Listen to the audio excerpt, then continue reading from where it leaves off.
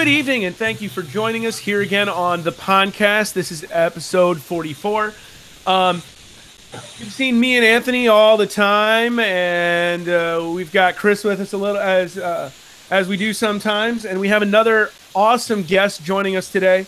We're hoping to have a lot of new viewers, so one of the things we thought would be fun to do tonight was have each one of us introduce another one of us. So, you guys all see Anthony and me all the time, so, you know, hopefully they won't spend too much time talking about us because you know us already. Anthony, why don't you take it away, my friend? I would like to. Thank you so much. Thank you. We are really excited about our two guests. Obviously, Chris is like to us what like Steve Martin is to SNL. He's been on more than anybody else, so you guys kind of know him as well. But we're really excited, mostly, no offense, Chris, about Christy. Christy Milbourne, who runs the Central Mississippi Turtle Rescue, which is an awesome organization that is growing in popularity and importance at a meteoric. How do you say that? Meteoric? Meteoric. I was pretty close. I wasn't bad. Pace. They are really doing a lot of moving and shaking right now. The stuff that they're doing is super important. If you follow them on Facebook, then you already know what I'm talking about. If you don't, then you ought to follow them on Facebook because their stuff is really awesome. They have amazing success stories and a lot of really good teachable moments for people to learn from. We've had the pleasure of knowing them for a long time. I say them because Christy and her husband Luke run the Turtle Rescue together, and they are two of the nicest people you'll ever meet. I'll get to that a little towards the end of my introduction. Christy has had a lifelong passion for animals. She and Luke first started with this initiative, their rescue, after they saw a turtle that had been get him, Chris. After they saw a turtle that had been hit by a car. And that was the unofficial start of their rescue. From then, they just knew that they kind of had a calling and that there was a need for somebody in their area to be doing the work that they do to this day. After, a decade later, in 2017, they actually became a 501c3 nonprofit organization and have been really kicking butt since then. I mean, I've known them for a long time, but really in the past year or two, their work has been absolutely amazing. Christy is grew up as a self-proclaimed Army brat, and she moved around a lot when she was young. So she was able to experience a lot of things when she was young. She works full-time for the Mississippi Department of Transportation, and she has that's a really good job. And I wrote this down because I'm not going to be able to remember it, but she's the Director of Safety Education Programs. And she aspires when she retires to become a certified vet tech, which I thought was so interesting because it just it speaks to her passion for animals. And I think a lot of people maybe wouldn't see that as an upgrade in her professional life, but she probably would see it as that. Is that right, Christy? I do. I think it'll be a great upgrade. Right, but it's nice though that you would have retirement from your job now. So that's not bad. Not far off, yeah. Yeah, that's so awesome. So just to finish up, I know it sounds like I'm talking a lot, but I really want everyone to know who Christy is. We're so happy to have her here. She has two children, Drake and Jessica, and she has, again, I want to read the list so everyone knows. She has dogs, snakes, a bearded dragon, a crested gecko, about 1.5 million turtles and tortoises at the rescue, and also a couple guinea pigs. And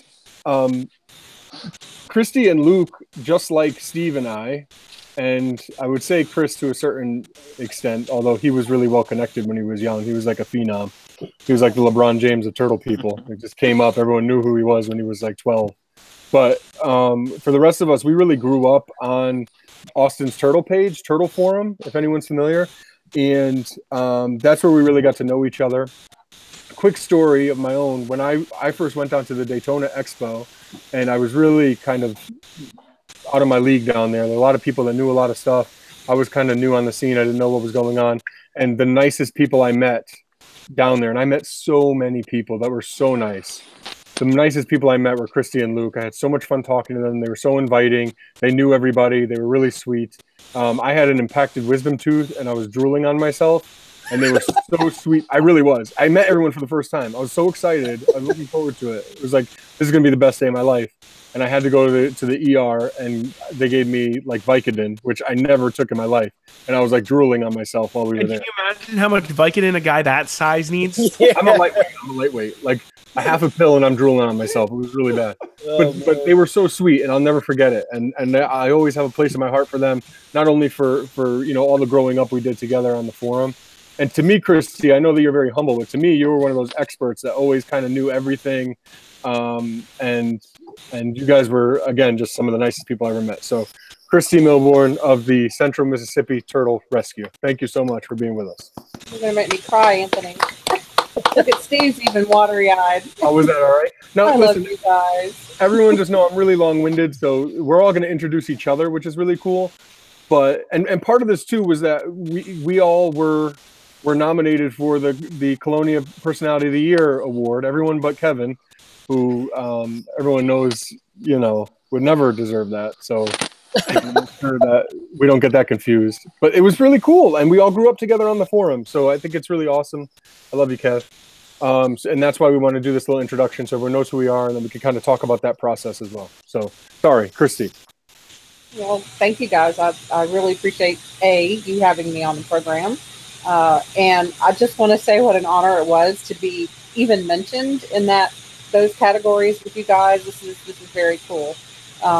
We're very proud of the work we've done here at the Central Mississippi Turtle Rescue. I don't think I've ever stopped to think of it as amazing and all those other beautiful adjectives that you use, but we do try to help as many turtles as we can, and that's just sort of our passion. And that's what we do, and we really enjoy it. And whatever accolades come after, it's a bit surprising, actually. We just want to get in there and save turtles. So awesome. But yeah, that Daytona, yeah, you were fun. You were great to get to know on Vicodin. I like to think I'm fun always, but I was extra fun on that trip. You were extra fun and very tall. I was so surprised at how tall you were. Good. Has anyone ever told you that you're tall? Yeah. Sometimes. I'm happy that that's what you remember, because I don't remember much, unfortunately. You want to remember a trip like that? Right. But that's one of those things, like you wake up the next day and like, oh man, what happened? You were fine. You didn't do anything that would... like, oh, you were the guy with no pants on or something like that. No, he's just drilling on himself. Yeah. No, others. I could live. Do we want to go in the loop here? Christy, are you ready to talk about Steve Enders? I will talk about Steve Enders. Steve, I have known him since Austin's Turtle Forum days, along with you. Have always had a great respect for not only his knowledge that he came on board with, but all that he was willing to get in there and learn. And now he's far surpassed me in his knowledge of turtles and taxonomy and conservation. And he's an amazing guy. You've all met him. Yeah. There's not too much I can say as far as an introduction, but Steve lives in Pennsylvania. I believe he's a huge Atlanta Braves fan, right? Cardinals, actually. St. Louis Cardinals.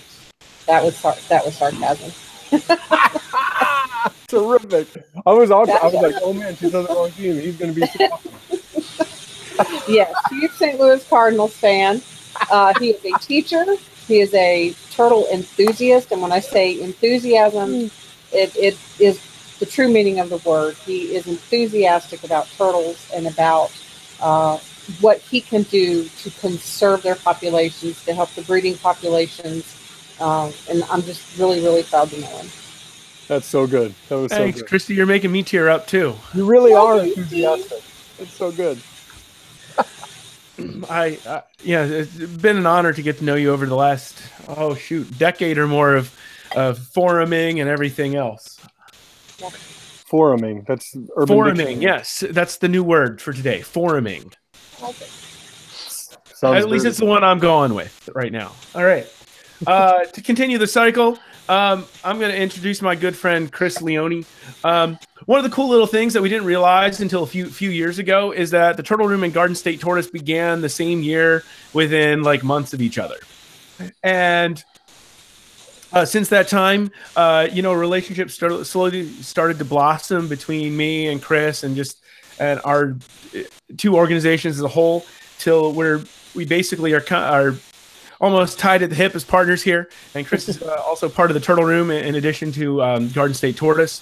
For those who don't know, Chris is also a fantastic musician and spent a good bit of time touring, playing rock, which we all love, a good rock band. And now Chris tours and gives Turtle Talks, which is just as cool, if you ask me. So he did a Skype session with some fifth graders this week. He was down in Baltimore presenting at the Matt's Survival, or the Matt's Mid-Atlantic Turtle and Tortoise Society's meeting, and he's done talks like that all over the country. So from touring musician to touring turtle speaker, I give you Chris Leone. It's just as wild. Everyone's favorite. I don't think it's as cool as being a touring musician. I think you became a dork. There's definitely no more groupies, but that's good though, because you're married and happily married with your beautiful wife, beautiful kid. I'm his groupie, okay? That's the point. That's what I mean. Your groupies have changed over the years. I'll tell you, man. I think it's cooler because there's less heartbreak. That's for sure. You know, ain't that the truth? Which reminds me, we still have to play some music together one of these days. Yeah, we definitely do. We'll come up with some kind of like Turtle Room theme song. Yeah. We'll make a song that like pisses everybody off, but they're like, oh, that's the Turtle Room, and they'll just know it, you know? Murph, I can't hear anything. I could play the dog crap out of a triangle if you need, or a kazoo. What about cowbell? Can you handle a cowbell? No, I can't. I can't do that. That's too much. You're asking too much. Cowbell. Well, you've seen me drum on the steering wheel, and you like that. Yeah, we drive around. We go to the grocery store together or something like that, or whatever, and he's drumming on the steering wheel, and he is the most advanced steering wheel drummer I've ever seen. Like, wow, just like how did you? Oh, I feel like I'm watching young Justin Bieber go at it. Yeah, like I said, phenom. He's a phenom in every way. I just need the hair. That's all. He was as talented as a 6-year-old as I'll ever be in my entire life. Oh man. Love you, Chris. Love you guys. Just got weird. It's about to get weirder because it's my turn to introduce you.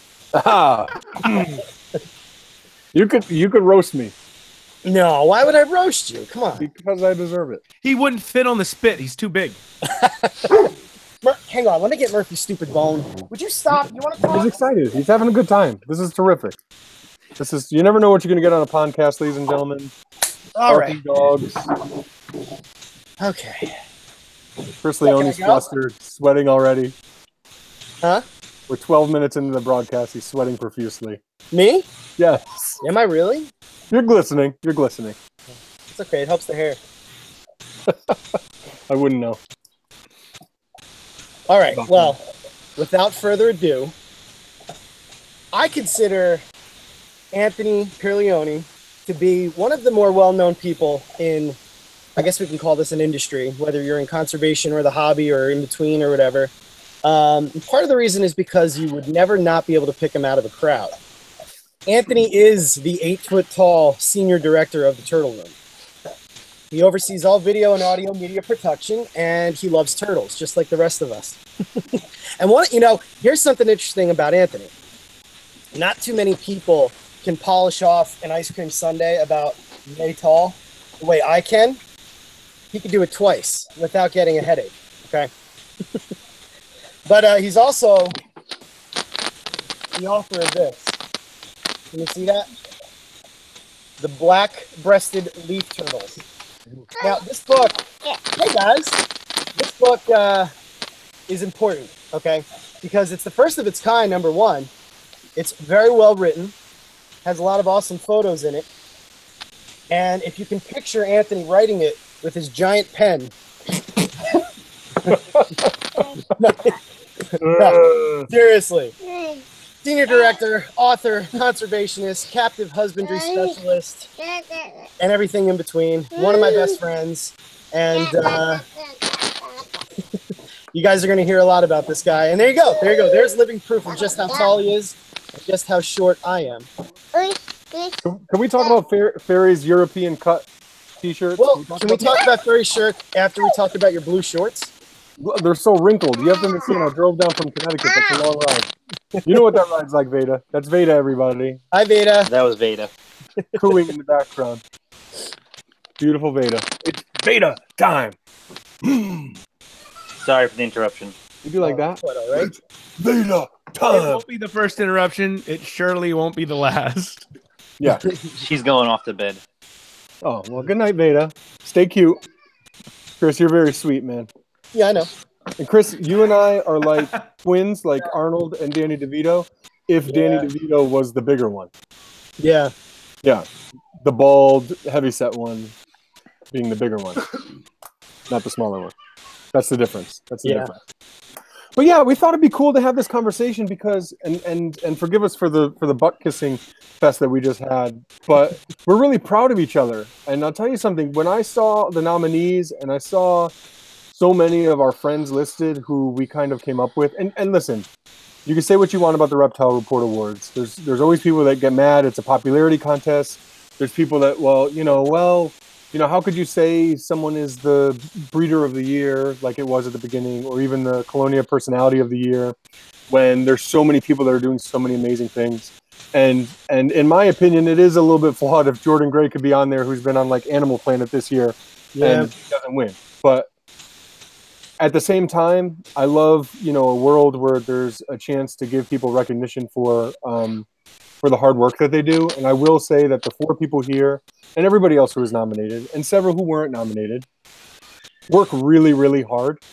And I don't expect to be on there every year like Chris is, but it really means a lot. He's our superstar. All the hard work. And to see my name listed next to Christy and next to Steve and next to Chris and Jordan and Carl and everybody else who's on there, like, oh my goodness, what an amazing accomplishment. I don't know if anyone else has anything to say about that. I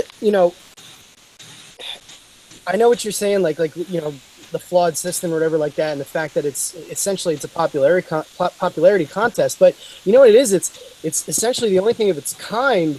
And pay attention. You know what I mean? Like the Reptile Report is not something that people don't know about. So they're just doing everything that they can in all aspects of the reptile community to bring people together.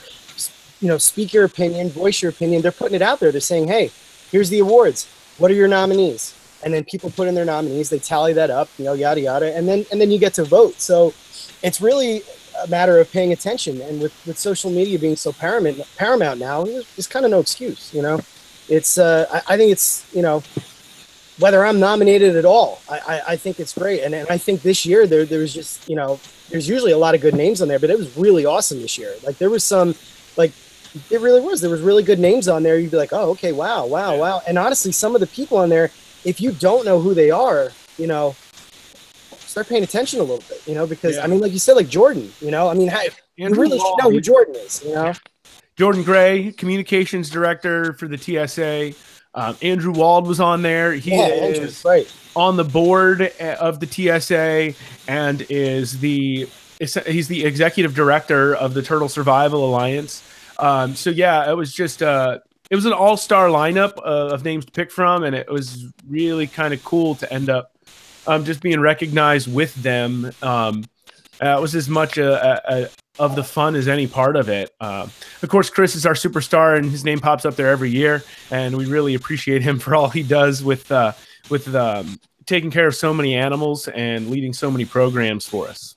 Can I ask Christy, if you don't mind, can you talk a little bit about what it was like so I'm sure your experience was a little like mine. Like I found out I was nominated and I freaked out a little bit in my own head. Like I wanted to play it cool. Like don't embarrass yourself and tell everybody, shameless plugs for yourself on Facebook and all that type of stuff. I did reach out to some people. I did say, hey, I got nominated. I got really giddy like a kid. I really did. As silly as it is. This is so cool. Oh my gosh. I've known about this award since it first was started, and I never thought I'd ever have a chance at it. And now I just got nominated. Holy crap. And then some of the conversations with people who were supporting me, and it made me feel really good. Christy, I wonder if you could tell us about how you felt that process was for you. being that this was your first year nominated, like Similar. Steve himself. Similar, yeah. Well, so when I first found out about the contest, I found out someone had nominated me. So my internal struggle was, well, I mean, do I ask other people to nominate me as well so I can end up on the final ballot? And that felt to me a little bit conceited. I don't know. So I didn't. And then when the nominations did come out officially, I was like, okay, well, yeah, maybe folks want to vote for me. So I stuck it out on our page, and, people were commenting, and fans of our Facebook page would comment and share and ask me to share every day to remind people to go and vote every day. And yeah, it felt really good to hear these people think that I belonged up there with you guys, basically. It was very flattering, and getting the honorable mention was very incredibly flattering. Yeah. I was excited to see you there too, Christy. I was probably more excited to see you there than us there. In some ways, I look at you as you helped me and Anthony get to where we are, and so it was really kind of cool. I was like, "Go, Christy!" I even had a conversation with somebody too, and I was like, "Man, we're all going to take votes away from each other." And so I literally told somebody, "Don't vote for me. Vote for Christy. Vote for Christy." I would go, and I'm going to be honest. I would go and I would vote for a different one every day. Like I just I didn't know like what else to do. And I mean. It is what it is. I figured that somebody on there that was whoever got what was would be awesome. But everybody at Mid Atlantic Turtle and Tortoise Society was pulling for you, Christy. They really were.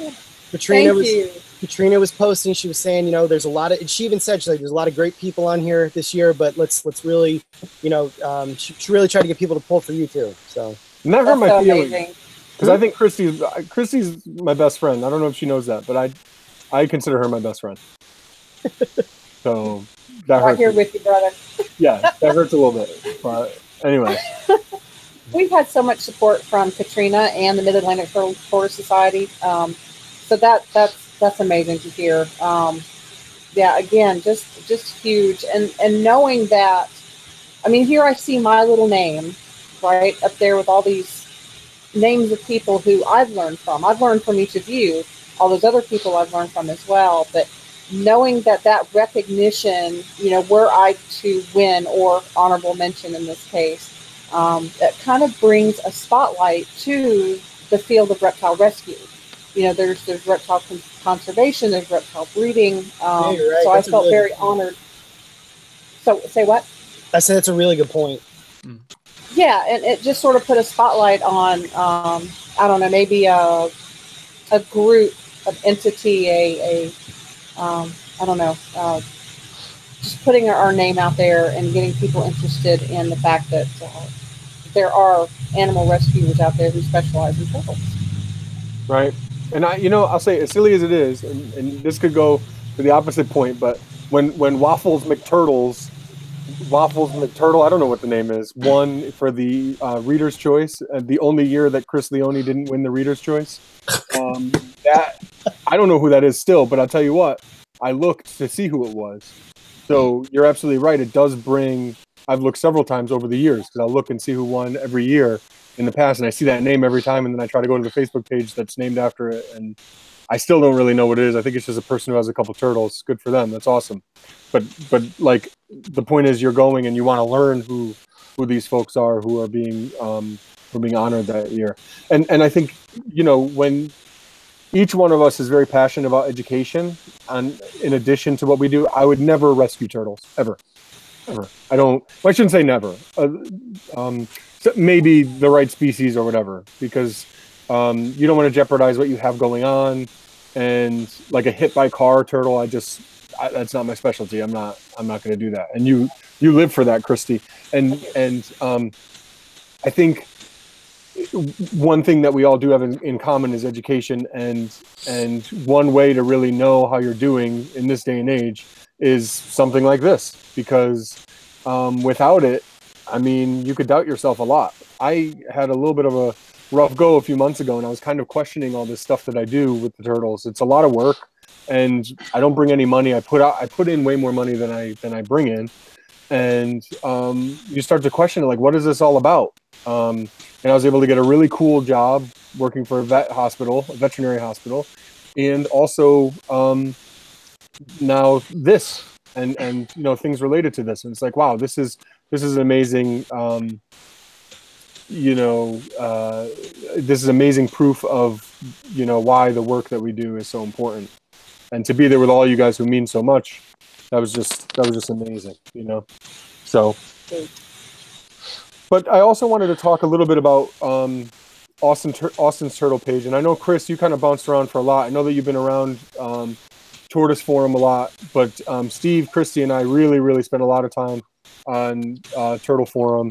Now, just for everyone, if anyone who's watching doesn't know, Turtle Forum is like a subset of Austin's Turtle Page from like the early beginnings of websites, when websites just used to stink and everything was horrible and a lot of things just died off. Austin's Turtle Page was like a really early website that was kind of used years and years ago, but then off of that came this thing called Turtle Forum, and it's still called like if you were going to abbreviate the Turtle Forum, you just call it ATP for Austin's Turtle Page, but it's really kind of its own thing. And it was really popular for years and years. And some of the best research you could do on rare species, you would find on this forum, even today, by searching on Google, and it'll bring you to the forum. Because there's conversations about species that have never happened anywhere else. And there's like legitimate, like CITES, important, publications and literature that have been published with information that they got from Turtle Forum. So it's definitely not as popular as it once was. Facebook has definitely kind of taken its spot. And for some of us that grew up there, it's really a shame, because there were a lot of rules, and a lot of people used to complain about the rules, which I always found interesting. I always liked the way that it was run, because, like, for instance, if there was a chance to ID an animal, so someone has a photo of an animal, you don't know what it is, then you could chime in and say what you thought it was, but you'd have to give justification for your answer. And it was really good for learning. If you look at Facebook today, everyone just posts whatever the heck they want, and they just come in and throw something up there, and you don't know who the person is or if they know what they're talking about. And there could be 4 people that say the same wrong thing, and then one person that knows what they're talking about and says the right thing, but it gets buried by all the wrong answers that keep coming in. And it's really difficult to learn in that way. And I feel bad for folks, because we really learned a lot there, and you quickly learned kind of who knew what they were talking about and who didn't, and that's kind of lacking. I wonder. I agree with you there. I think I kind of wish the forums would come back a little bit, because you're right. You're absolutely right about the Facebook groups. It's kind of, and I'm not trying to, blanket everything or everybody here at all, but there definitely is all of a sudden these keyboard experts that are coming out of the woodwork. And you're right. The proper identification, the proper care information is getting buried or even removed. And you've just got anybody and everybody shouting out what they think is right, or what they swear is right, or what they swear it is. Whereas on the forums, and that's one of the reasons why I try to jump on Tortoise Forum as much as I can, and I still get tagged a lot on there for things. And a lot of times I have to be brief, but at least I'm there to help out whenever I can. But I had to leave 90% of those Facebook groups. I just left them all almost. Just the couple I stayed in, and obviously any of the 2 that are mine, or the one that's mine actually, and that was it, because it's kind of I think the best way to describe it is it's messy, Yeah. It's really messy. Christy, do you have thoughts on that? I know that you're really active on Facebook now, and you were how many posts did you have on Turtle Forum? Like 35,000 or something like that? Oh wait, I think it was more going like to say 35 million, but I think it was like 18,000. I could be wrong. I don't know. I stopped looking, but yeah, I used to post a lot. I had time back then. When you start rescuing turtles, you see your time slip away. But I feel that Austin's Turtle Page was and is still very important. I agree with you. I wish that people would use it more so than the Facebook groups that Chris very adequately described as messy. And I like the way we've had a structure. So we've got the members, and then there's moderators and administrators and owners that can all chime in and sort of lay ground rules for the forum. I think that was very important. But whatever happens with Austin's Turtle Page and Turtle Forum in the future, I think the repository of information that is on that site is invaluable. You know, it's priceless. I still consult it. You know, here I am 10 years on, I still go and search out things when I have a question. I'll go there and search out information before I go onto Facebook, even to groups I know.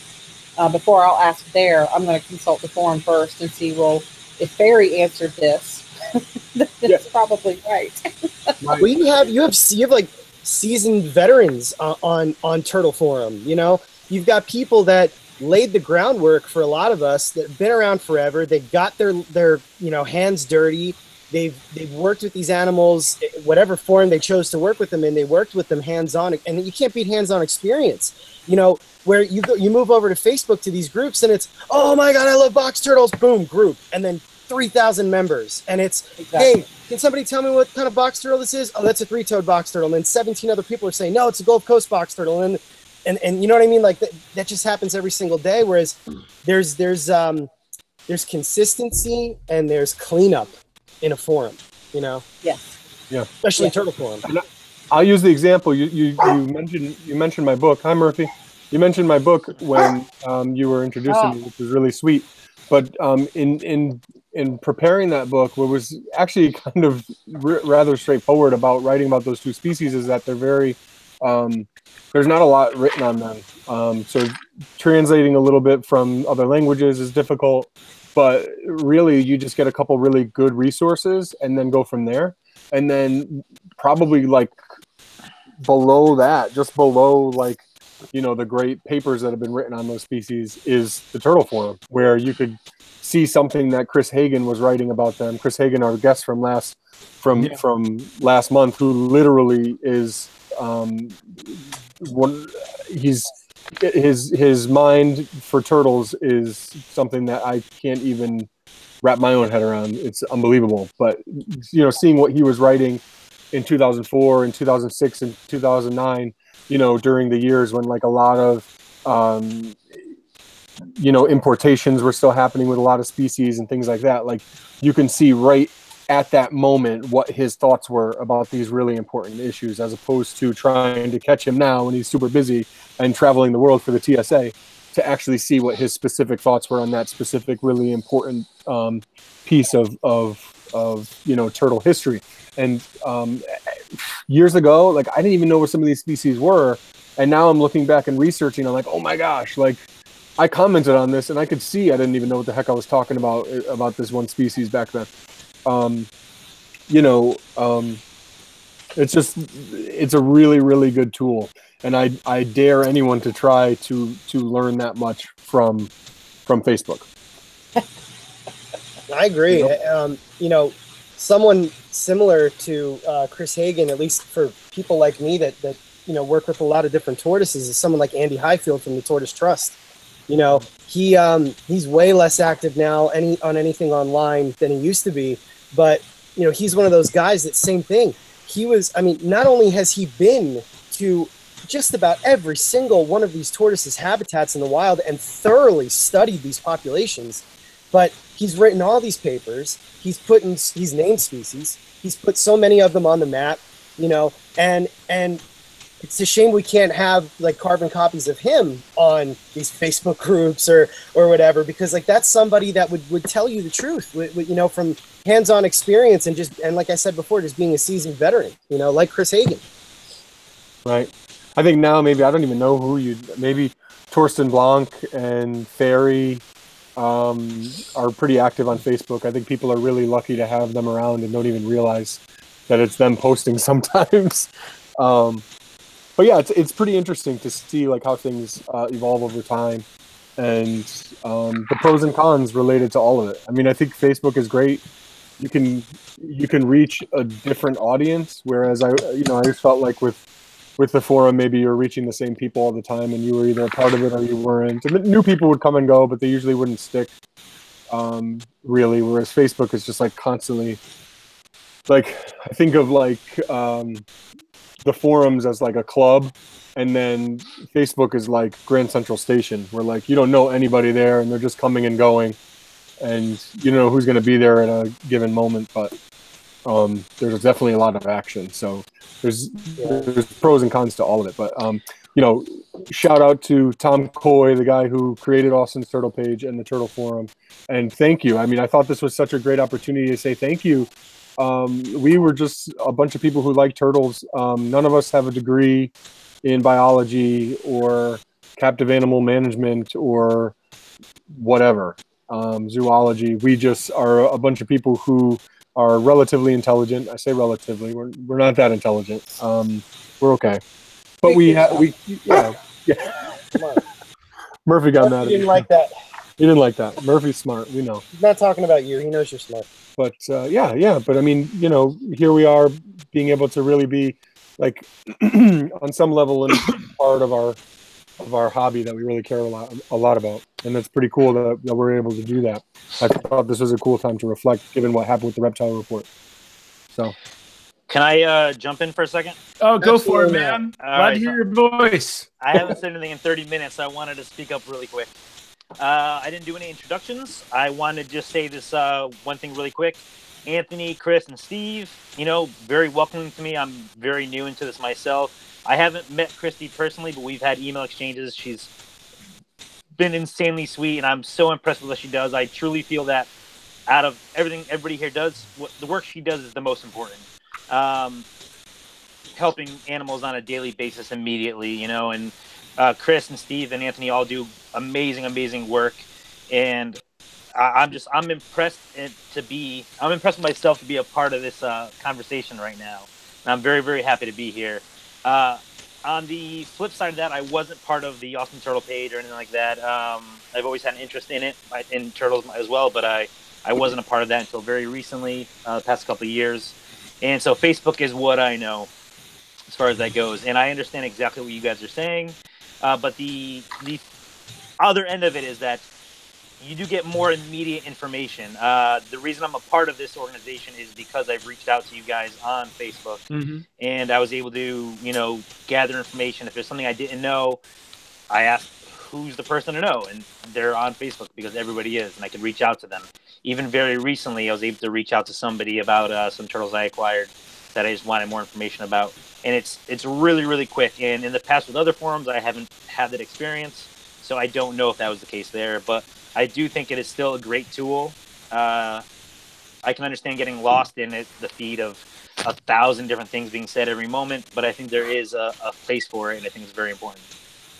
Leave it to Minto. He's such a millennial, young, flashy, hot shot, making fun of all of us old timers. Besides Christy, I'm the oldest one here. So he's not a millennial; he's a zennial. That's true. No, but good point. There are pros and cons to everything. Immediate info doesn't necessarily mean it's always the best, but at the same time, sometimes immediate info is what you need if the situation is dire enough. Never have you been able to get a photo in front of so many people, Yeah. Right. But so maybe there's a way to figure something out. But I think both modes definitely have some benefit, and maybe we need to figure out a way how to build something that people can access like Facebook, but we can guarantee they're getting some good stuff. I don't know. I agree with you. Just spitballing now, but we like doing things with tech. Let's take some ideas. Yeah. You're definitely right.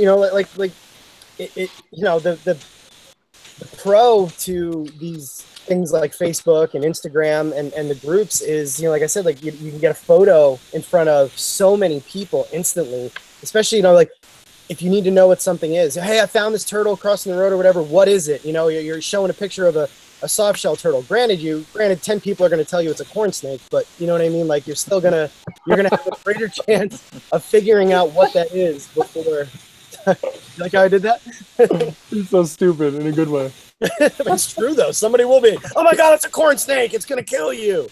And it happens. It really does. There's some unbelievable things that get said out there. But the point is, you can broadcast to somebody with an issue or a question instantly and get an answer, Yeah. That's so good. I love the one that always comes. It's definitely a water turtle, or it's definitely not a water turtle. Or everything's a Very- snapping turtle, you know? Very insightful. Yeah, everything is a snapping turtle. No, this is not a red ear slider. It doesn't have red ears. That's because it's a melanistic red ear slider. Uh, For the 10 millionth time in my life. That's because and I don't mean to complain. But most of our viewers are going to know what I'm talking about. yeah. And it's just, it's stuff like that. Again, I could remember for like 8 years, like never trying to, and of course I made mistakes, but like never trying to say anything definitively. Like playing the social worker on everything. Like, well, it could be this, but I'm not really sure because of this. Like just being as honest as possible. But now it's just like, I don't know what it is. And I'm a millennial, if you could believe it, with the gray beard and the bald head. But like, I guess it's something about like they would say about the millennials, like that false sense of confidence because of the internet and social media and stuff like that. But like everybody seems to know, and that's okay. But it takes patience, and like I shouldn't have to write I shouldn't be the one to have to write 10 posts, justifying my answer because there's 18 people who are chiming in and telling me, no, it's not the species you wrote a book about. It's a different species. Yep. Like, okay. I know that sounds pompous. I'm not trying to be. I'm just saying, like, there's that weird anonymity. And it was funny because when I would talk to Tom, the guy who started the Turtle Forum, he would always say that the thing that was really good about the forum and the reason why Facebook wouldn't kill it is because of the anonymity on the forum, because you make your own screen name and you could be called, Pretty Pink Princess, and nobody really knows who you are. But actually, in retrospect now, like if Pretty Pink Princess kept posting, you would know who he was, just assuming it'd be a he. But yeah. Whereas on Facebook, like I guess maybe there's just so many people, and because of the wishy-washy, like coming and going nature, like the Grand Central Station, that it's difficult to know who's who. Real names so hard to tell apart. I don't know. I agree. Yeah. So, Christy, in preparation for this show, we talked about how we should figure out if you could, if you'd be comfortable and have the right tech to be able to get onto Google Hangouts, which is what we use to broadcast the show. And we had set up a couple dates to try to do it. We had talked a bunch of times, and we did actually do it last Friday during movie night with my kids. But we watched Coco. It was lovely, the new Disney movie. Not a fan of that. I loved it. I cried. I like bawled. Like It's not Moana. I cried so hard. Give it a chance. Really? Yeah. Couldn't do it, man. I mean, I don't know. We don't have to get into the Disney movies, but we'll talk. Yeah, Moana's great. Moana's great. You probably want to build a wall too. The Rock is the best. Oh yeah. Doesn't like the movie because it takes place in Mexico. I get it. Real nice, man. Real nice. Real nice of you to do that. Real nice. The rest of us were here, and now you're up here. But as we were talking about, I'm so stupid. I'm sorry. I've never sounded so pompous as this podcast the whole time. I'm embarrassed. Because he wrote a book. But we have to. It's because you said that, and then I was like, I felt good about myself. I have such low self-esteem most of the time. I'm feeling good tonight. So Christy, one of the things every single time I talk to you was, oh yeah, I'll text you back when I'm out of the vet, or yeah, I can talk to you at 5:30 when I leave the vet, or I can do this when I leave the vet. Like, you are literally at the vet every day, and I think people don't understand. They want to start a rescue. I guarantee you, every one of these people who are on Facebook or Craigslist or whatever else will take your unwanted pets and throw them in a 10-gallon tank in my closet. Like you are the real deal. You do this the right way, and you're literally at the vet every day. And what does that look like? Like, how poor are you? With all these Quite. The vet fees, thankfully, our vet is an amazing person who does cut us a lot of slack. We basically get charged for procedures and medications or x-rays, things like that. But it is still very expensive. You can count each time we go to the vet, it's going to be at least $100. And if we're going every day, math that, and you'll see that it can get quite costly. And most people are not going to find a vet who's willing to waive his own fees, right? And ours thankfully does. We don't have to pay the office exam or whatever. And they have a very supportive staff. They're super supportive of us and help us in every way that they can. And we could not do what we're doing now without them and the things that they do for us. But getting into turtle rescue is quite expensive. I think last year we spent somewhere in the neighborhood of $15,000. So and we could not have done that without donations. We did. You mentioned earlier that we sort of saw a boom in popularity recently, and that's very true. Last summer, as a matter of fact, I made a plea for people to share our page so that other people, specifically in Mississippi, would know that we're here if a turtle were to need help. And so no turtle has to die because it couldn't find someone to take care of it. And that post wound up sort of going viral and was seen by over 800,000 people, shared over 40,000 times. And within 2 days, we had 5,000 new followers on our page. That is unreal. That's great. Wow. It is. My hand, after holding the phone and responding to messages and comments, was literally stuck in like this position. And I never forget that night. I set the phone down and tried to pick something else up, and I dropped it. That reminds me of a Friends episode. But... Yeah. It's so surreal, but it's been really great for us, but it's also made us just exponentially busier than we used to be. Like year before last, I think we took in 30 or so turtles, and last year we took in 141, I believe was the total. I believe this year will probably be even. We've already taken in 34 this year, and it's only the beginning of March. So. It's such a great thing too. I mean, Mississippi is a biodiversity hotspot for turtles. There's so many turtle species in Mississippi. There are, I believe, 31. I think that includes the sea turtles. But we do have a very diverse group of turtles in Mississippi. That's amazing. I can pull up the exact number like this. Give me a second. Oh, you're going to use our. That's right. We have our map. You haven't plugged that app in like a year and a half. Let's go. Show it. It needs an update, but... Christy, he's going to show it to you. Everyone's going to get real excited. It's going to be terrific. Awesome. Drum roll, please. Just kidding. Yeah, so in case everybody forgets, this thing's on our website.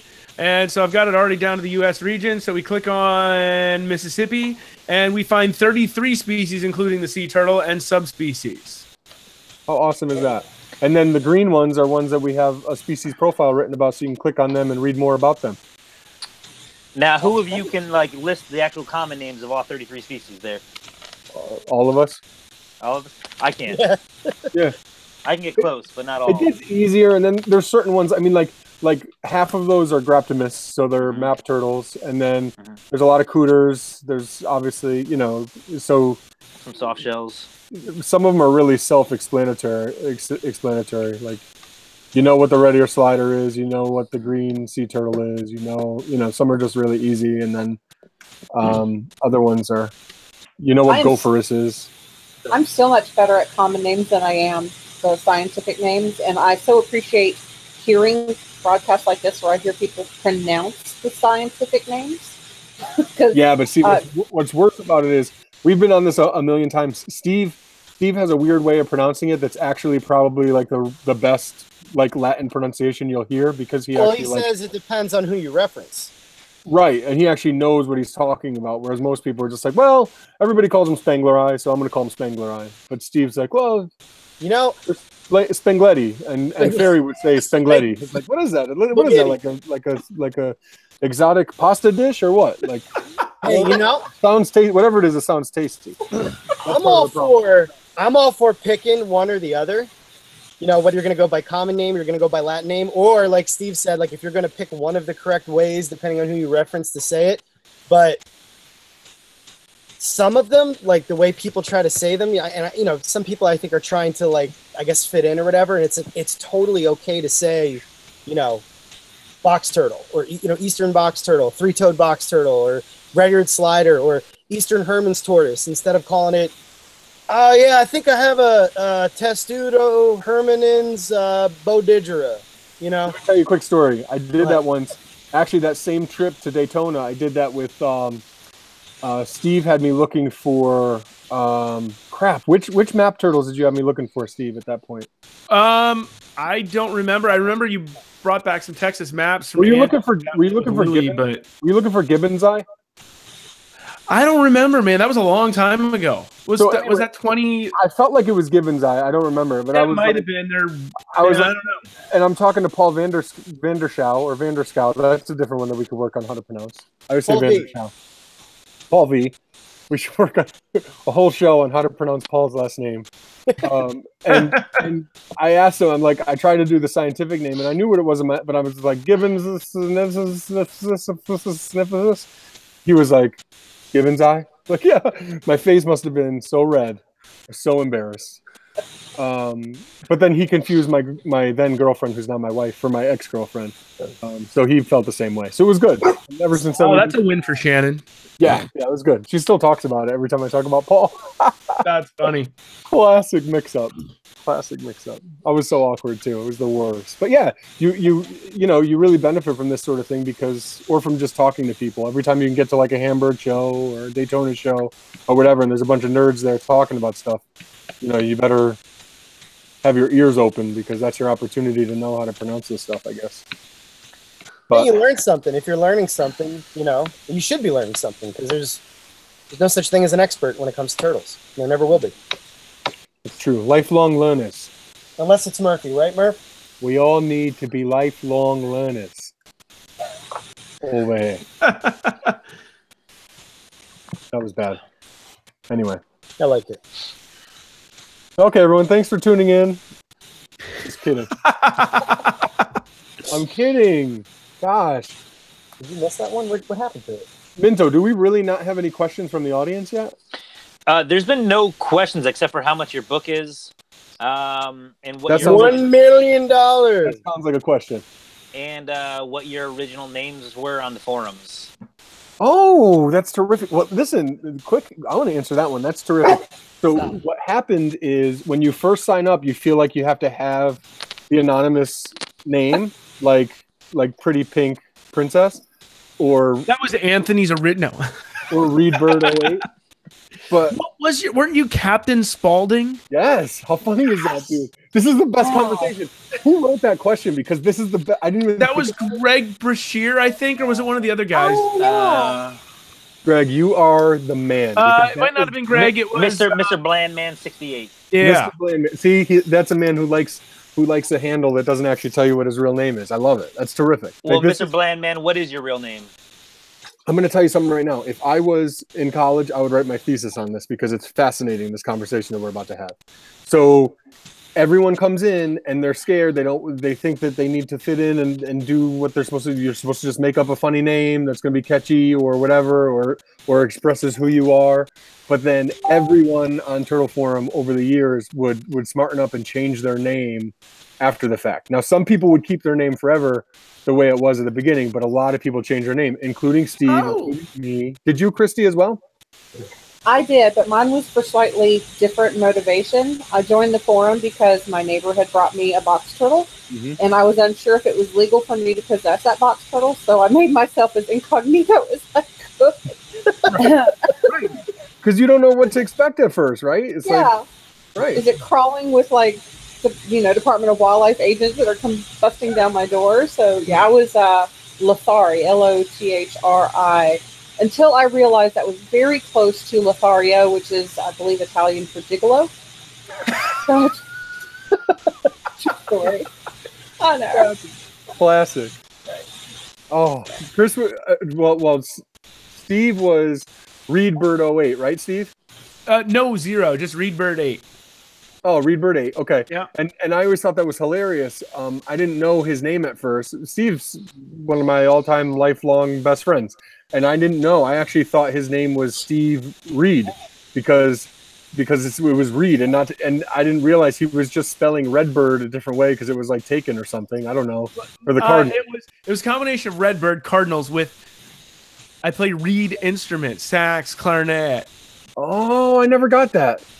Man, you've been a nerd since the moment I met you, man.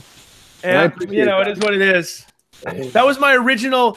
So the reason I used that on the forum is because that was my original AOL Instant Messenger name. Because Redbird8 was already taken on AOL Instant Messenger, so I adopted Redbird8 on AIM, and so I just carried that screen name. I've used it for a million things. Got it. And mine was Captain Spaulding because I love horror movies, and Captain Spaulding is the clown from Devil's Rejects and House of a Thousand See, and I Corpses. thought Spaulding had to do with basketball. Right. Well, that's kind of a play on that too. Yeah, that is. Yeah, right. Pretty cool. I have had that thought before. I mean, that's not the reason I chose it, but I had that thought. I don't want to lie to you. But anyway, we all end up changing our names. So like, I'm still on there. I'm not as active, but I try to be. And it's just Anthony P. And Steve changed his to Steve E. And Christy just became Christy, which is so fitting because she's like Madonna, and she doesn't need a last name or a last initial. She is just. Oh, we talking about Christy? Yeah, Christy, right. Christy who? No, they never say Christy who. Ever. I mean, I've known you forever, and I've been emailing you, and I know your last name, no problem. But like when I had to introduce you, I just like, it felt weird to say your name with a last name. You're just Christy. Like you don't have to, I mean, Katrina's kind of like that too. Like you don't have to say Katrina Smith. It's Katrina. He wrote the book on Red Ear Sliders. It's Katrina. Let's be honest. You know what I mean? So. Anyway, and then there's Chris, who just was a phenom. He posted once a year. Everyone got really giddy, asked him for autographs, that sort of thing. No, I had a rough start on there. That's not the way it was at first for me. That's how I remember it. So yeah. Well, we'll keep it that way then. Conversation over. So who do we have to thank for that again? Landing Tim Medema. Oh, that's pronounced the last name. I think I got it right. Hold on, that was Tim who asked that question? He's watching. Yep. Oh my God! He told me he was gonna watch. Oh man, talk about an expert, man. Tim. Yeah, I learned so much from you, Tim. Map Turtles and everything, man. Love you, dude. Tim. Love you, Timmy. Wow.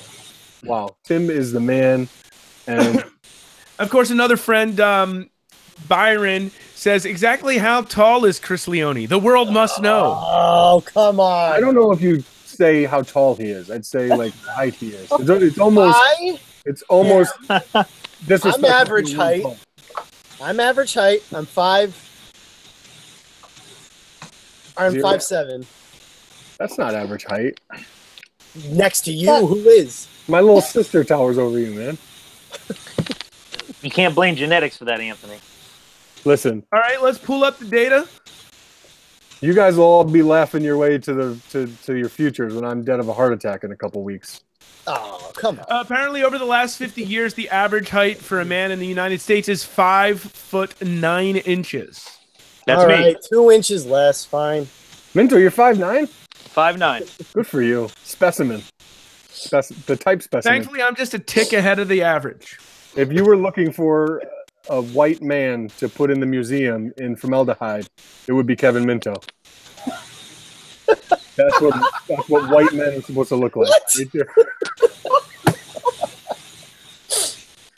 Man! Yo, that was funny. You really must be feeling good tonight. You okay, Kevin?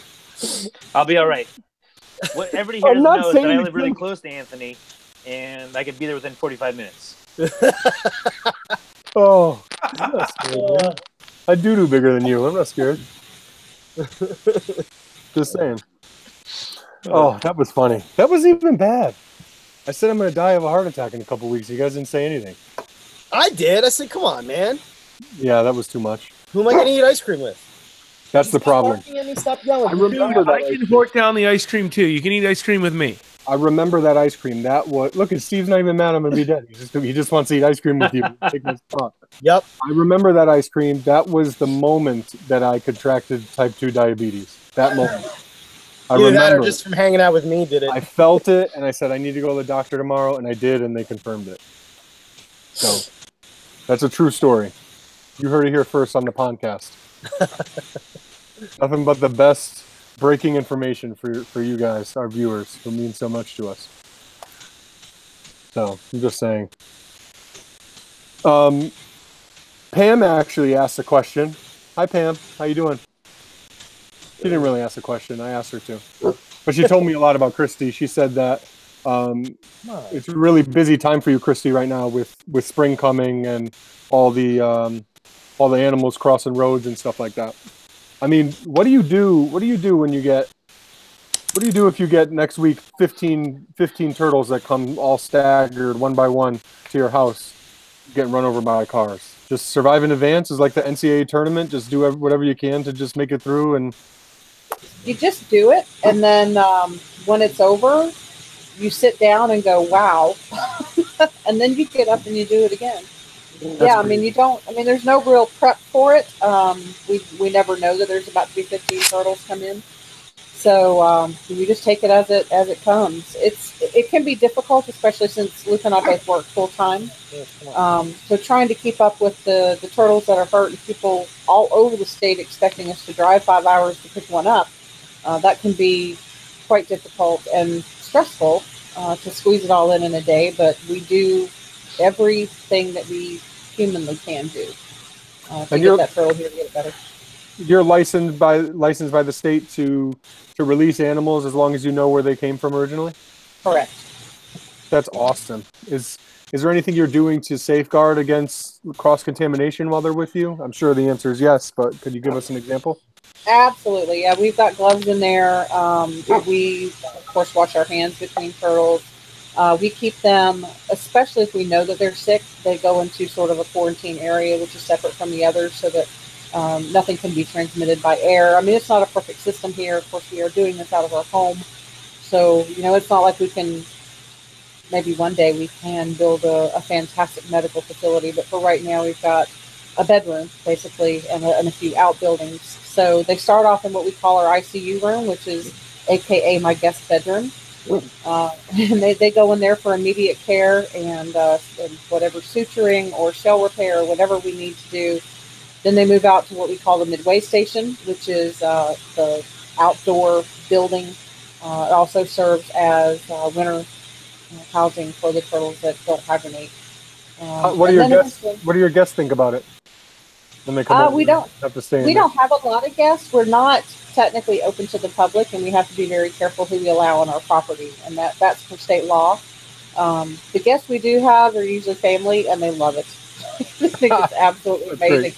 Especially Wally, the 75-pound sulcata in the front yard. They love to come see him. So great.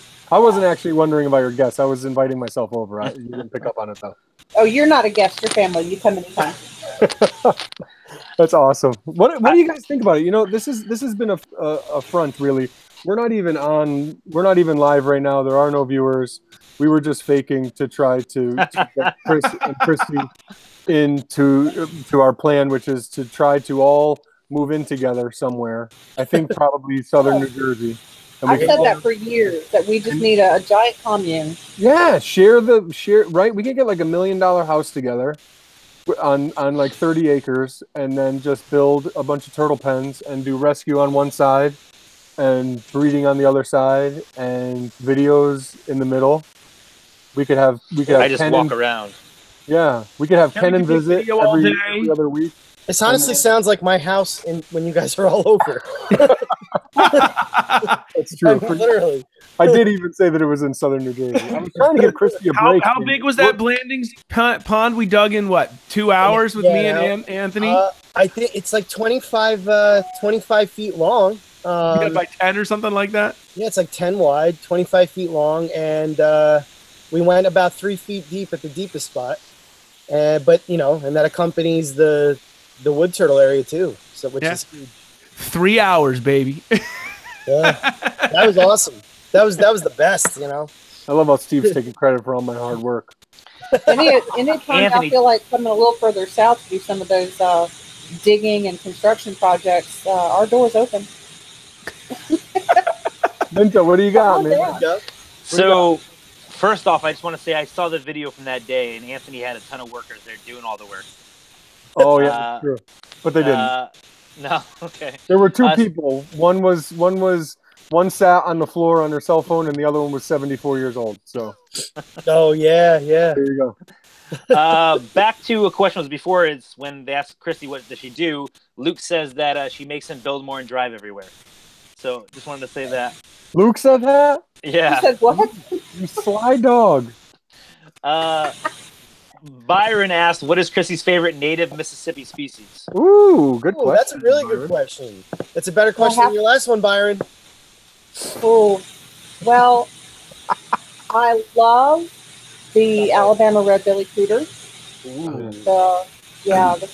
I hope I'm saying it right. Sidemes alabamensis. Is that correct? Yep. Sounds good to me. Alabamensis. Yep. Yep. We love them too. You should send some to us. No. Gopher tortoise, of course. Alligator snappers have got to really rank up there. And I've always been partial to the 3-foot box turtles. I mean, that's kind of what started it all here. So, I'm wondering if we let you go, if you'll just name all 33 of them. That's the point. That's in the no point, certain order. I love turtle. Even the ugly ones, even the boring ones. Oh, especially the ugly ones. Even the Yeah. Kevin Minto Come on, no turtles. such thing. The Kevin Minto turtles that are just average. Whoa. Now, are you saying like that I'm average or the Hey, turtle Hey, I enjoy? I don't know, man, Kevin. I think you should show everybody that Force tonight. It was because of the height. I'll be right back. It was the height, though, because you're average. Kevin, I'm really sorry about tonight. Oh, It it's happens. at least for once I don't have to apologize to Steve after the show. You have to apologize to somebody different. Murphy, you know what I'm talking about. Yeah, Murph, come on. You at least come say hi. You're making me look crazy here. Come on. Chris, don't mess with him. I don't want to explain to the cops in southern New Jersey tomorrow why you got mauled on the internet by your dog. No, come here. The dog that has to be put away before people can come over. Yeah. Well, he's got a job. You know, these are his turtles, not yours, not mine. You used to make me pet him. I can't believe you. Lucky I'm still alive. Goodness gracious. What else you got, Minto? I have a question for Christy, actually. At what point did you start seeing the people reaching out to you ramp up? You know, did you become more well-known to where it's like, Christy's the go-to if we have an issue or we have to give this animal up, we found this rescue? Legitimately last July, like I said, when I made that post, that's when our phone really got busy. Prior to that, we started our Facebook page in 2013, and that really helped pick things up, and people started realizing that we were here and calling us for, not only because they found a hurt turtle, but people do call on us for advice, and I never mind giving it. We have several people in Mississippi that own turtles, and the more we can do to help them care for them properly, the less that end up in rescue. So, but yeah, probably July of last year to answer your question. That was huge. Yeah. And Pam just mentioned, she said that Christy was always the go-to on the forum, and I can't agree more.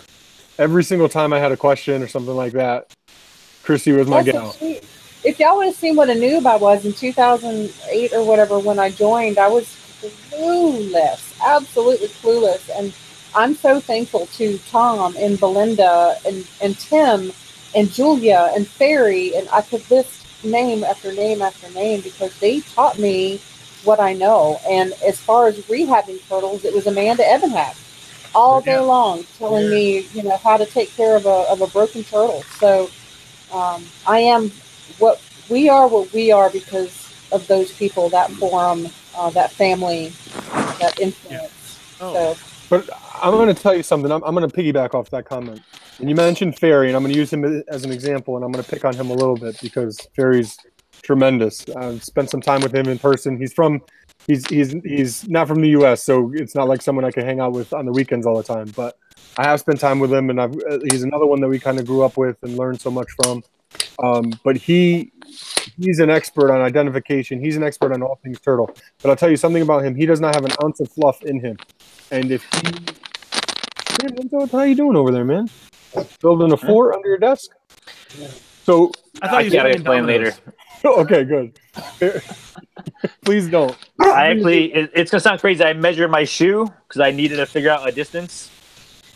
What? It sounds crazy. Yeah. Measuring your shoe loudly in the background. I'm trying to make a point about Ferry. I'm sorry. So Ferry Grunwald, terrific, but he cannot sugarcoat anything. He's just completely honest and no filter, and that's the best thing about him. I was at a zoo with him, and he's just straight up would tell the keeper there, this is, this enclosure is not adequate. What are you doing? And he's the best for that. But what newbies want when they're just starting out and they want to learn from somebody, they're not looking for the expert, necessarily the expert who knows everything and studied everything in the wild or wrote the book or did whatever. They're looking for somebody who knows more than they do and is approachable. And that's why Christy was always my go-to. I'm not going to tell you Christy knows as much about turtle identification or nomenclature or whatever else as Ferry does. And Ferry's tremendous. He's such a nice guy. I'm not trying to say anything about him. I'm just saying his knowledge sometimes can be intimidating because he knows so much, because he's so matter of fact and he just gives it to you straight. Whereas, and that's why there's such an important role for folks like Christy, who are just a good person, really passionate about turtles, learning every day, and sharing what they're learning with you. And that's something that I've always aspired to be. And I wanted to be like Christy as much as I want to be like Ferry or Chris or whoever. Do you know what I mean? So it's that openness, it's that just being a good person, being passionate, sharing the same passion, and just being able to share that with people who have similar interests and just want to learn, and not getting mad at them because they asked the question or whatever. Not to say Ferry does, but I think there's a really good juxtaposition there when you compare like a Christy with a Ferry. They're both amazing people who know so much, but really different approaches. And I think Christy's probably more likely to be approached by the person who doesn't know a turtle from a corn snake. To use Chris's joke. You know, and that's what we're all trying to do. That's the game that we're playing, right? Like trying not to get pissed off when somebody says something that's really wrong and other people are listening and agreeing, trying not to get frustrated or ignore the email from the person that they could, they just could have found on Google, because the window of opportunity to reach somebody is really small and only stays open for so long. And if you can engage somebody and try to give them good advice about what the right way to do something is, or the right place to research it, or the right decision to make with the turtle they just picked up on the road, then maybe you get through to them and maybe they make the right decision and you save that turtle. Well, it is hard to, I envy that, and I can also see the frustration with it too. Sometimes it is hard to, be that patient, be that, kind about something that might come off a little bit ridiculous, but sometimes you have to take a step back and think, at least this person cares enough to ask. At least they want to know. All right, fine. Maybe some people will say that they're being lazy by not Googling it because everybody has Google at their fingertips. It's 2018. But in the end, that person's trying to learn, And that goes back to... Hey, guys, I'm sorry. We're under a tornado warning. Oh. I'm going to move. You can't make this up. I'm in a mobile home, so I'm doing everything they say not to do in a thunderstorm. I'm on an electronic device sitting next to a window in a mobile home. Holding an antenna. Oh, my goodness. Look! I just forgot I can't get out of the chair by myself. Chrissy! He's watching. He'll be running to you right now. Christy, hang in there. We're here with you. Look on Chris's face. He's so concerned right now. Y'all are confused. I'm sorry. Do we need to go? Where is the tornado? Luke, tell us what's Mom and happening. Dad one? Luke. Hi, Luke. Look at that beard. Nothing could happen to you guys. Look at that beard. I could just crawl up in his beard and be safe. If a tree falls on your house, he'll cut it with an axe before it hits. It's going off again. Paul Bunyan right there. I'm getting it here from my area. This is exciting. We're gonna stay with this, folks. We're gonna keep the cameras rolling. Chris, take a sip of your Capri Sun. It wasn't a Capri Sun. They're algae wafers. It's a height joke. He's feeding Smart Flat. Put that in your book and smoke it. No wonder why you're 5'7". You eat algae wafers for dinner. All right, let's see. Oh, that's great, Tim. Tim said, and then after he'd cut the tree with an axe, he'd build a pen with the lumber. Oh, he'll have a 3-toed box turtle in it by tomorrow morning. I think it's going to go north of here. That's terrific, man. Oh, my God. I tell you what, this has been a good evening of reminiscing, folks. Hasn't it? Why didn't we do this sooner? It took us 44 episodes to realize we should do like a Turtle Forum reunion. Okay. I feel like we should do this maybe, I don't know, every year. And just get people like Tim on and other folks. I'm just saying. Oh man. Christy, how you doing? You guys all right over there? We're good. I think the storm is going to actually go north of here, so we're fine. We're Okay. good. I have reclined. Luke is also a meteorologist, ladies and gentlemen. He's my meteorologist. He literally does everything, but nothing quite as good as growing a beard. That is his number one talent. That is, and ice cream eating. I'll keep talking about ice cream eating. You have not seen Luke sit down to a gallon and I think we polish need it to have out. an ice cream off. I agree. I already June. have type 2 diabetes. Am I going for type 3? Is that I don't the next think- goal? Is there a type There is one of those. I don't have diabetes. I'm just kidding. I'm sorry to anyone who does. Oh, sometimes I feel like I do. You know? You have Usually when diabetes. Diabetes. Usually when I'm hanging out with Chris. I feel that way. Sorry. Just saying. Can't come Chris, to I'm sorry, I Garden State interrupted without you. All right, Huh? viewers, let's get some questions. Drop them in here. Steve Enders, ladies and gentlemen. I'm trying. Chrissy My has a question favorite for you. color is purple. What? My favorite band is Led Zeppelin. Ooh, this is getting interesting. Ooh, now. there you Heading go. off the question. What's your favorite 1980s action movie, Christy? 1980s action movie. Die Hard was in the 80s, right? Nope, that's 90s, right? That Isn't was it? 90s? I Yeah, thought I the first think one was so. like 87. Damn, you might be right. It might be 80s. 1988, Die Hard. Yeah. Yeah, we're going to go with Die Hard. I love Die Hard. That's a Christmas It is. movie. It combines two loves, action and Christmas. I thought you were going to go with Cobra. I was way No, off. I don't think I've seen that actually. Oh, well, you're lost. Luke's smart. That's why. You never show your wife a movie like Cobra because she'll never look at you the same way again. You can't, because none of us can hold a candle to Sly Stallone with a toothpick and aviator sunglasses. James Tim- Bond License to knows what I'm Kill talking was 1989. That was a good action movie. Was it though? I've never really seen any of the Bond movies. Was it? Was it really? Favorite movie involving a turtle. Ready? Same time. Ready? I'm just kidding. Chris, what do you got? You're a movie buff. I feel like I don't want to let anyone go because Christy is in a tornado, and we should all just make sure. Like when you text someone and say, just like, "Oh, just text me. Let me know you got home safe." Like that's how I feel right now. Aw, Like I want we'll to make hear. it on the news. I want to hear that the tornado is the tortilla. I'm sorry, I'm hungry. I'm sorry. I had enchiladas for dinner. Tortillas on the mind. Well, I realized today while Luke was gone and I was stuck in this chair that I couldn't actually go get myself food. Well, I also am hungry. I'm embarrassed. I wish I could buy you food, but I can't because I'm poor. Okay, so You thought I was going to use the distance as an excuse, right? Grubhub, man. Grubhub. there's our weather. But What it's do you- north of us. I can't see it. It's too low. There it is. I still can't see it. Now I just see Chris Leone. Yeah, it's a nice little red spot there. But it's north of here. So we're south of Jackson and that cell's going Okay, north of good. Jackson. I Well, think we're glad you're okay. safe. That didn't sound sincere. So Steve's a weather buff, so he's probably wishing that we would get blown away by a tornado. So No, interesting weather report. I prefer snow to those, but I do like a good thunderstorm. Oh, I love thunderstorms. The snow can never come back for all I care, but I love. I'll agree with you on that. Thunderstorms are one of my favorite things. I like Pam- snow.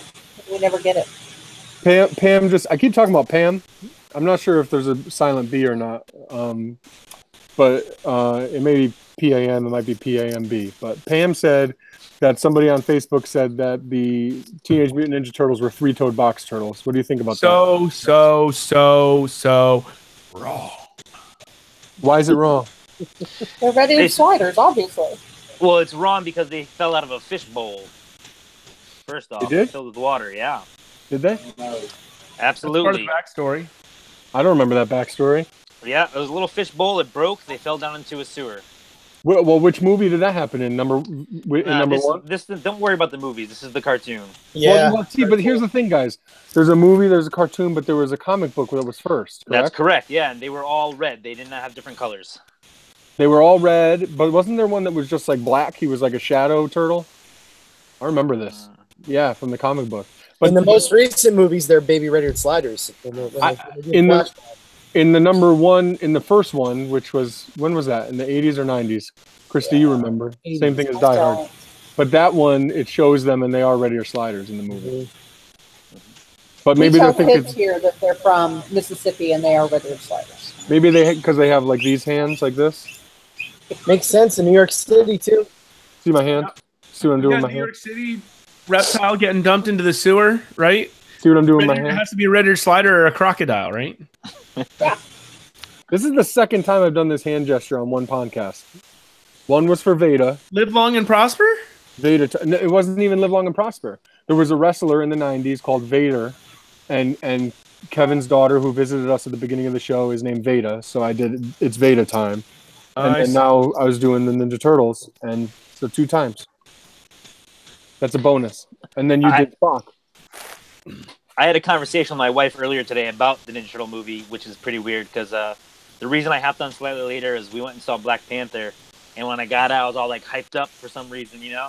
And I was telling her as a kid when my mother brought me to see Ninja Turtles, I got out and I was doing like cartwheels and kicking and things like that.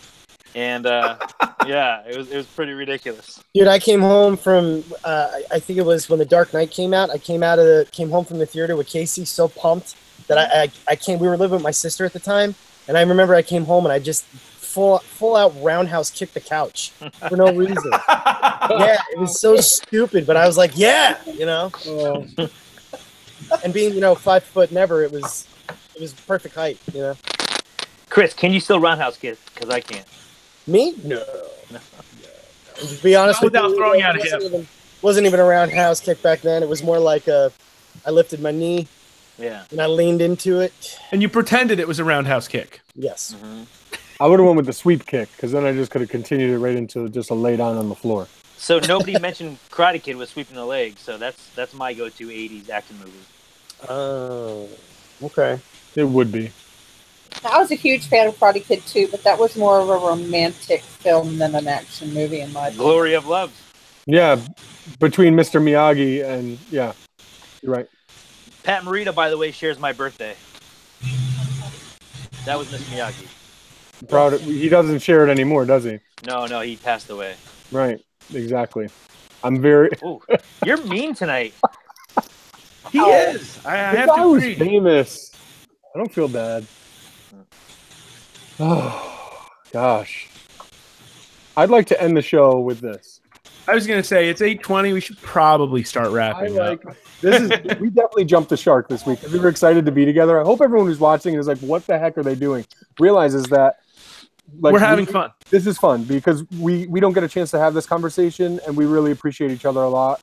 And, especially having Christy here, it just brings out like the little kid in all of us. Like we just remember back to those days. You know what I mean? So yeah, Mom's on film this week. Mom's on. Yeah, right. That's right. They're me, right? You were talking about my love handles. I get it. So, No, my children, my kids. Oh, I'm embarrassed.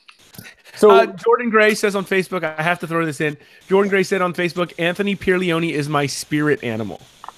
That's about right. It makes sense. Makes sense. Oh, that's classic. I think we should. I'm happy that we didn't end it right away because that's terrific. Jordan Gray. He's going to be the next Jeff Corwin. The next early 2000s Jeff Corwin. Just saying. His own Animal Planet show. He should. He ought to have it. So He really is the personality. Isn't he amazing? Listen, when I met him, I came home and wrote a journal entry about the experience because I didn't want to forget it. Because I came home feeling like that guy was unbelievable. The first time you met him was when we were out in the field with him, right? Yeah, and I didn't want to forget that moment. There's been there's been like 4 times in my life that I went and met someone and I came back and had to write about it. And like one was Bill McCord, one was Peter Pritchard, and Jordan Gray was one. And I got home and I'm like, I'm driving home, my long drive back from Pennsylvania, and I just thinking about it and like laughing about jokes and impressions and stuff like that. I'm like, I just have to write this down because I want to be able to remember it when I go to put it in a book like 15 years from now. I want to remember exactly how I felt at that moment instead of like trying to remember back to it, you know? So anyway, because, you know, I like to pretend that I'm a writer and stuff, but I'm really not. I have to like force myself to write. It's the worst. But I think we should end the show. I think everyone should just go through and kind of give their Jerry Springer final thought. Final word? Who wants to go first? You. Yeah, it's your idea. Yes. Get the started juices it. flowing here, man. My final thought, that I have loved turtles my entire life. I love my family. I love my job.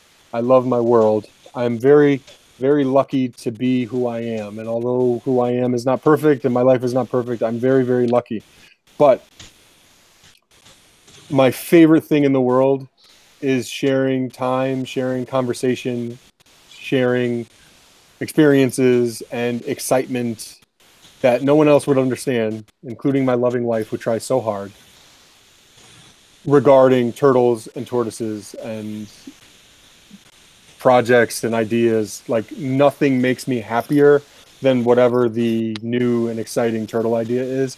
And being able to be here with you guys who I've shared more of those conversations with than anybody is really cool. And to everybody else out there who maybe is watching or will watch this and I've had those conversations with, I want to say thank you to you guys too, because it means so much more to me than you even could ever know, because it's what I thrive on. It's the reason I get out of bed in the morning to go to work and everything else, is so that I can have those turtle conversations and share excitement with somebody who really gets what I'm talking about, as opposed to other people that just say, oh, you like turtles? That's so cool. It's not the same. Down here, it's not, oh, you like turtles? That's so cool. It's, you like what now? Turtles? Yeah. Those things I eat. You like those? People don't really get it. And that really is the biggest comment that we get when people find out what we do is that, oh, yeah, we used to eat those. Turtle soup? Yeah, I get a turtle soup comment every day. But yeah, I agree with you, Anthony. That it's exciting to wake up and do what you love, and we do what we love, and it is so much fun to get together with guys like you and other of our turtle friends to talk about the things that just confuse others. So again, thank you for having me on here, and thank y'all for all that you taught me. You may not have even known that you have, but y'all have taught me a great deal, and a lot of what we do is because of you guys. So thank you. Thanks, Christy. I don't know that we need to keep going. What do you guys think? That was pretty good wrap up there. I agree. So for Anthony, for Chris, for Kevin, and our lovely, wonderful guest, Christy, thank you for joining us all out there in Pondcast land. And we'll see you the first Monday in April for episode number 45. Have a good night. Yes.